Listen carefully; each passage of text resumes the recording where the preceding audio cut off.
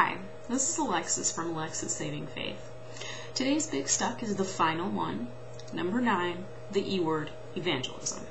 Now there's two sides to the evangelism problem. One is the passing out tracts, if you don't join us you're going to be damned, you're going to be one of Satan's minions, I don't know.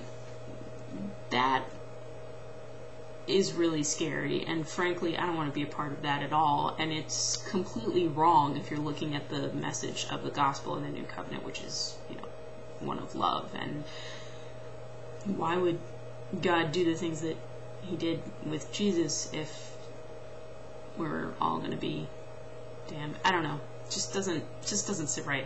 So let's stay away from that, and let's move on to the other problem that is with evangelism in the church, and that is that people just don't do it.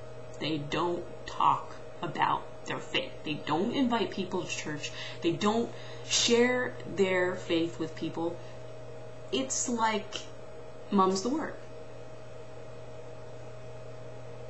And if mum's the word, then how can you help people to grow spiritually? I mean, if you don't talk about these things, how can you move the church into new, wonderful, amazing directions and bring about the kingdom of God? I mean, isn't that a big part of what we should be doing? I don't know, it seems like we're missing things. I mean, obviously there's a certain part of evangelism which is just living and breathing the message of Christ, and that is just doing what we're supposed to be doing as Christians, living the gospel. If you're doing that, that's a type of evangelism, but it's not the same as actually talking about it. You do need to talk about it. You need to talk about the church. You need to talk about your relationship with God. I mean, you don't want to force it down people's throats, but that doesn't mean that it can't come up. I mean, like, there's moments where your faith will come out. I mean, it's just, if you went through a hard time, you went through a bad experience, and the only thing that got you through was God, I mean, when you're talking about that, that's a perfectly reasonable thing to bring up, and you should. Now,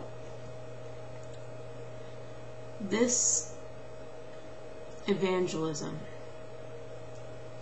living and breathing the message of Christ and talking about it, being on fire for God, I mean, that's really what's going to cause you to shout it from the mountaintops. I mean, those are the kinds of experience that we want, and we want to share with people.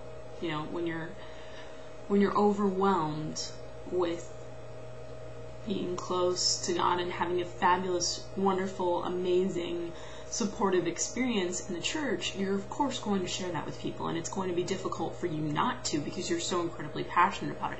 That is what we should strive for. That passion. Where'd it go? I mean, I don't know, but it feels like we need to go to marriage counseling or something, because the love is just not there, and something needs to be done about it. I propose that we visualize a new church, a new era in the church. And that's what's going to lead us to our next series here, which is visualizing the new church. And I hope that we can come up with something marvelous and wonderful, and I welcome your opinions and your discussion on that, because that's what needs to happen. And it'd be nice to see a few young faces as opposed to a lot of white-haired ones, and traditional status quo. I'm not really feeling it, so let's do it up.